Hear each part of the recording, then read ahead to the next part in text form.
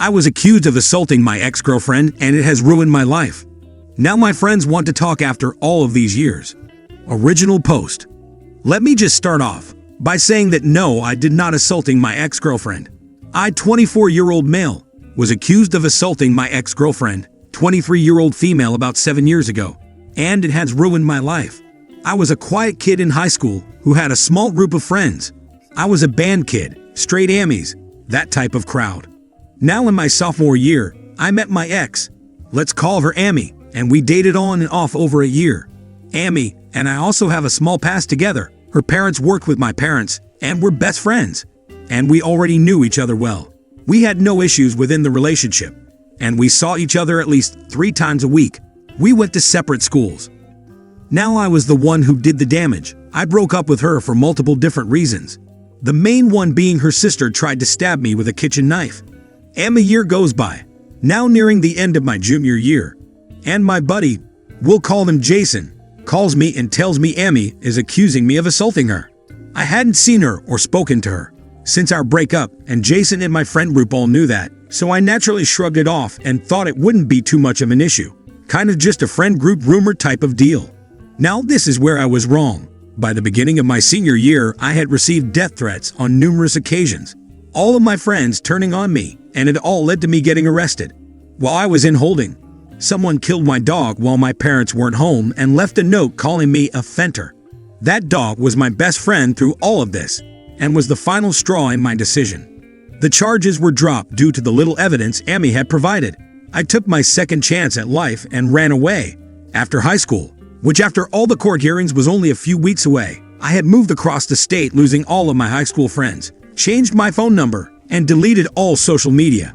My parents knew I left, but had no idea where I was. I was a ghost, and it was the way my life had to be.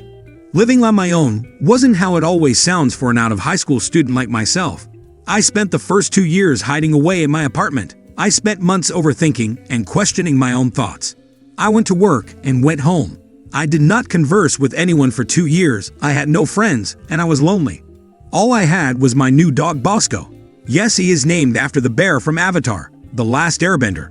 I was living in hell, my only escape being my dog and my games, which I deleted all of my online friends as well.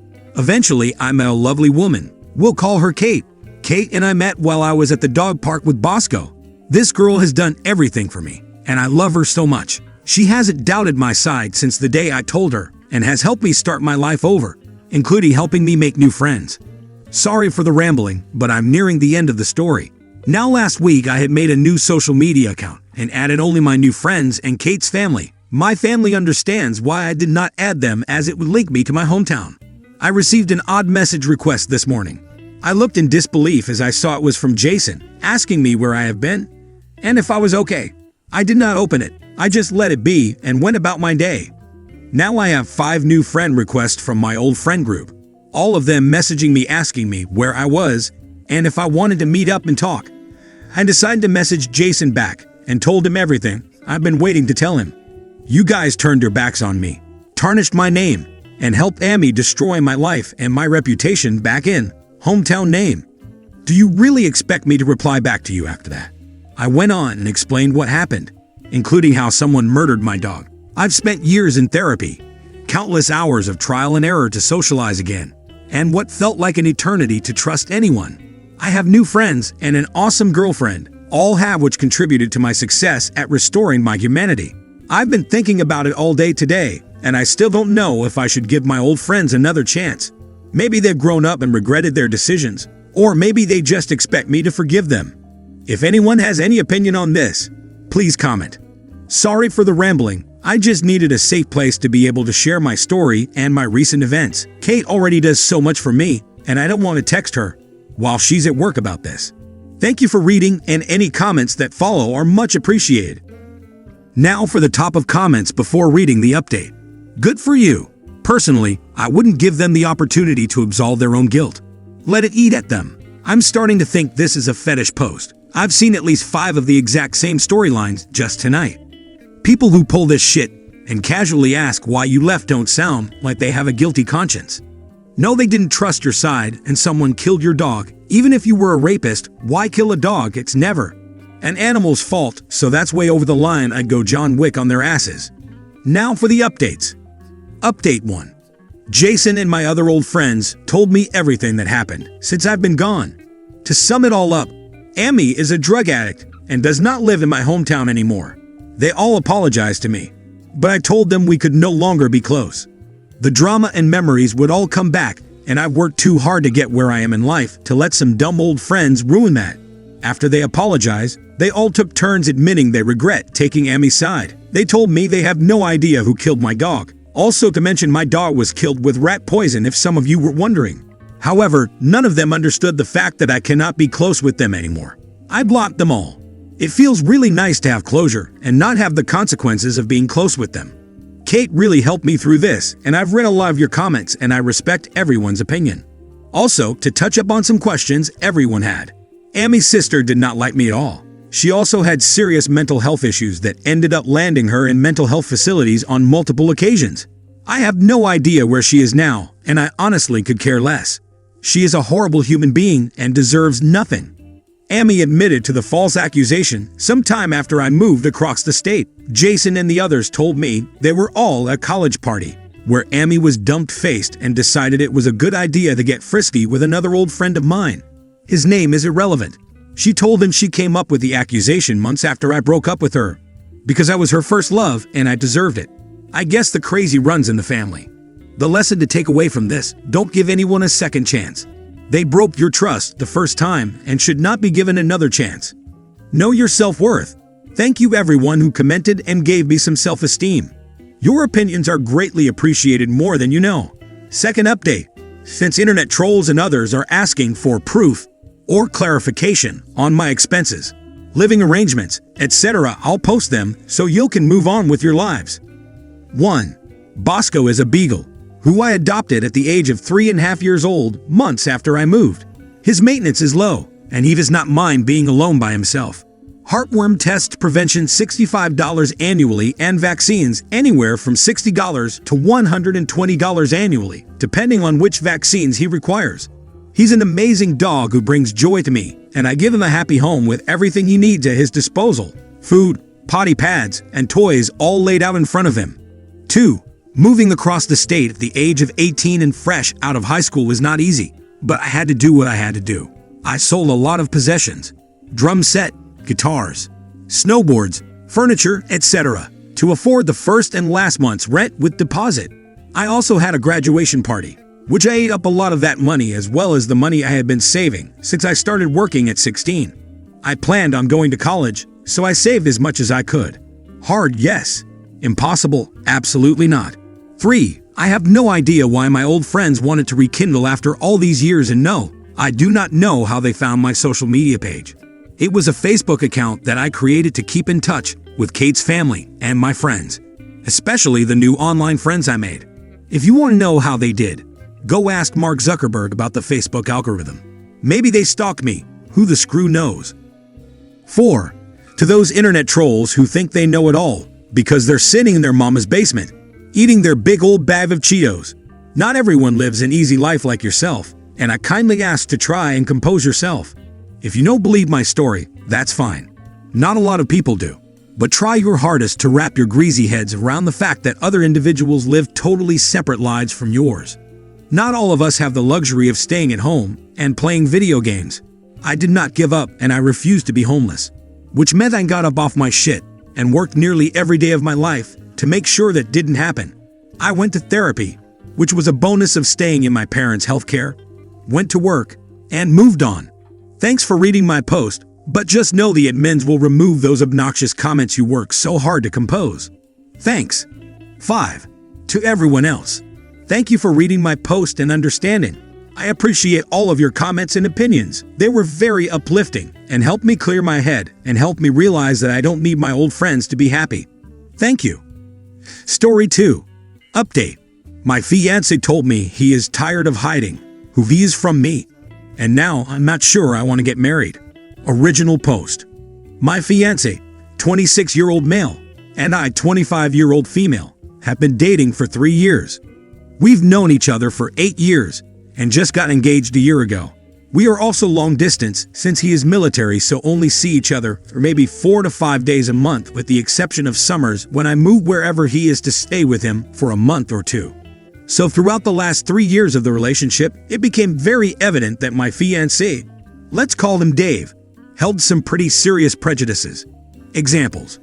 1. He passionately dislikes fat people and would consistently insult strangers and make disparaging jokes about fat people. 2. He prided himself on being an imperialist. 3. Proudly called himself a screwist and didn't talk to women unless it was for relationship purposes. 4. Said my brother might be treated differently by police because he looks threatening. My brother and I are black. Dave is white. Anyway, I addressed all of these things whenever they came up, and we had multiple conversations in which he decided it was wrong to hold these beliefs. However, after addressing them, he would get extremely upset if I called him out on saying anything slightly prejudicial throughout the relationship, because he would say he doesn't hold those beliefs anymore. Last month, we got into a pretty big argument about why systemic racism is bad.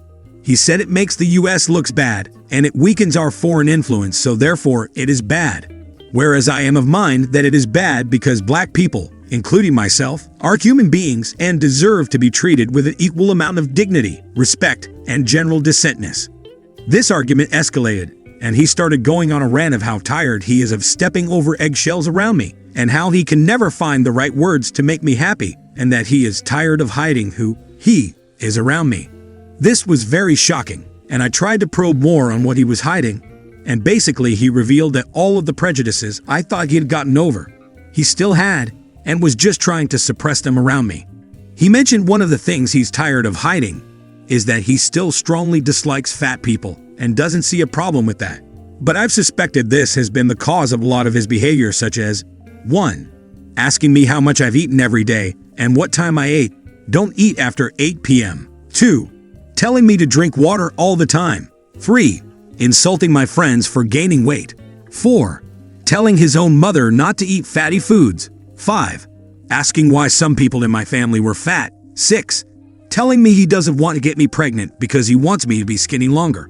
Countless other little things here and there. But whenever I said, "Do you have a problem with fat people still?" he would get defensive and pretend I was imagining it. Again, we're long distance, so I suppose I don't get to see the person he is all of the time. But now that he's told me, I feel like I can't trust him, and he's sucking up because he knows I don't want to do this anymore, because it feels like a lie. So we are seeing a friend of his for marriage counseling. I put it in parentheses, the guy is not qualified and talks to Dave outside of sessions all the time, and even brought his own wife to a session. And now Dave says he's ready to change and leave these prejudices behind really this time. I've lost trust and honestly have not felt the same about our relationship since that day, although he's saying he'll change this time. I'm not sure if he means it or is just trying to placate me into staying in a relationship, then reverting back whenever he feels like he has me. Plus, I believe these prejudices stem from a lack of empathy and insecurity that reflect in other areas, like the way he reacted to the pandemic. Completely ignored any rules and felt like he could get me sick too, because I'm young, even though I told him I do not want to get sick. I also reminded him that I'm high risk because I have asthma, to which he said, "Oh, I forgot you're unhealthy." He's consistently put me down for my genes and even explicitly said, "My genes are superior to yours." Anyways, he said what I wanted to hear in order to make me feel safe enough to move down for the summer. And when I got there in late March, he didn't want to take any precautions that we had previously discussed. X. Wearing a mask. I'm not a face mask kind of guy, or having hand sanitizer in the car, and actually argued with me when I insisted and was condescending, calling me mom and rolling his eyes. With all that said, sorry, I know that's a lot. Does anyone have any advice on what I should do? Now for the top of comments before reading the update. He sounds terrible though. Why are you with him? He's obviously racist. You're black. Your kids will look black to most people. Do you want them around a dad like that? You're young. Move on. I have always thought he was a good person and that he was just sheltered and misguided. When these things came up, especially the comment about my brother, we had a discussion about racism and how that statement is wrong. He apologized and he said he would do better. I thought that was really the end of it, but then again, other prejudices started popping up. I just kept telling myself he was willing to be better and just needed my guidance. I know you guys just see an itemized list of prejudices. But so many people don't even know these things about him, because I believe he just hides who he is to a lot of people. So my friends think he's a fine guy and his friends think he's one of the best guys. Granted, they might share his ideologies. I know some of them are screwist. All are white men in the military. I fell in love with him and blindly accepted these flaws as fixable. I thought of him as my rock and stability and an escape from my broken home. I was arrogantly confident in my ability to show him the truth and change things.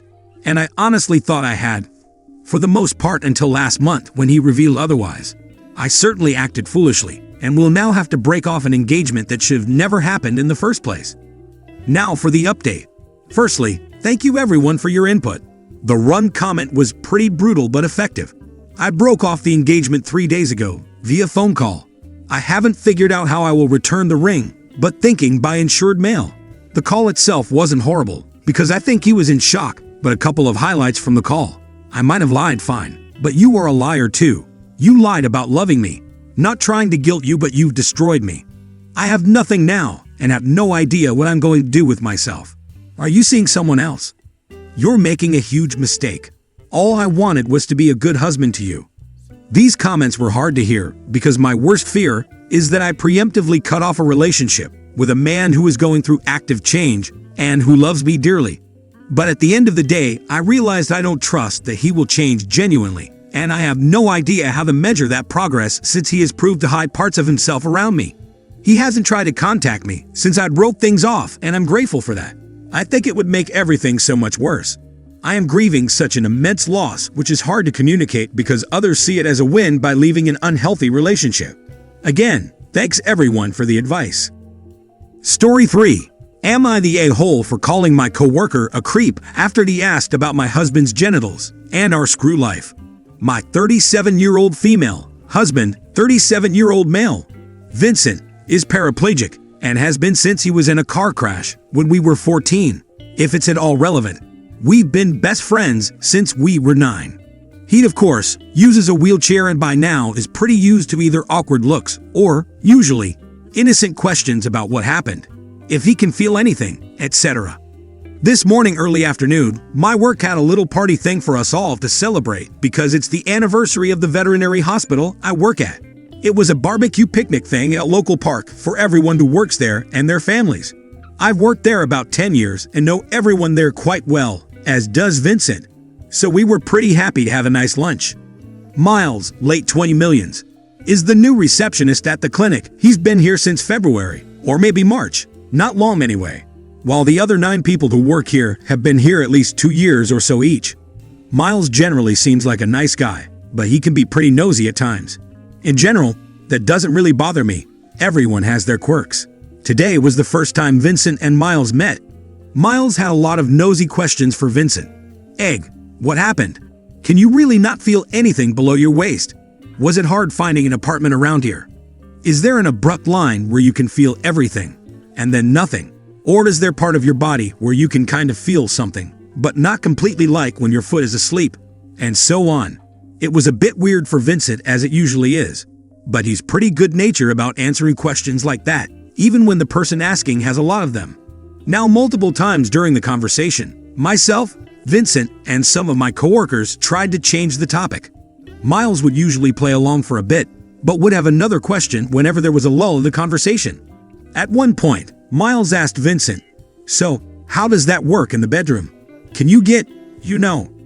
Now, obviously it's weird and uncomfortable to have a person you don't know well ask about your screw life, but Vincent is also incredibly sensitive about it, and his feelings about himself because of the way our screw life is as a result of his paraplegia is something he has long had struggles with. For the record, I absolutely love our screw life, but still, he feels bad about himself. I immediately said, "Miles, do you have to be such a creep?" Miles then got upset and told me that I was being an ass for leaping to that. Then Vincent and I left pretty shortly after. Vincent, for the record, was very thankful for what I said, and one of our coworkers texted me to say that he understood where I was coming from, but thought I was probably being too mean too fast. Am I the a-hole? Now for the top of comments. Not the a-hole. Leaving aside your husband's disability, there is no world where asking about your coworker's screw life is appropriate.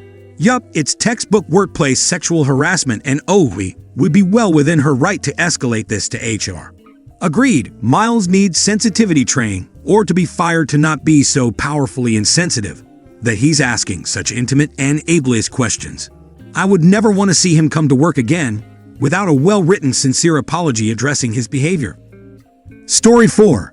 Am I the a-hole for encouraging my mom not to take care of my dad's affair child if she did not want to? My dad cheated on mom for years. During his affair, he let me down many times too. He'd plan stuff with me, and if his affair partner was in town or available, he'd drop me without a word. So when the truth came out, I was pissed as hell with him.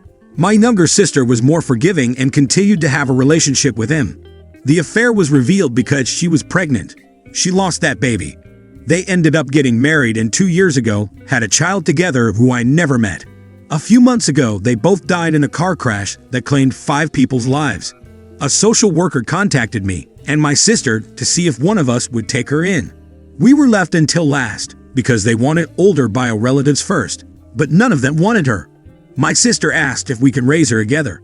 I said I was not getting involved and told the social worker I would not raise her.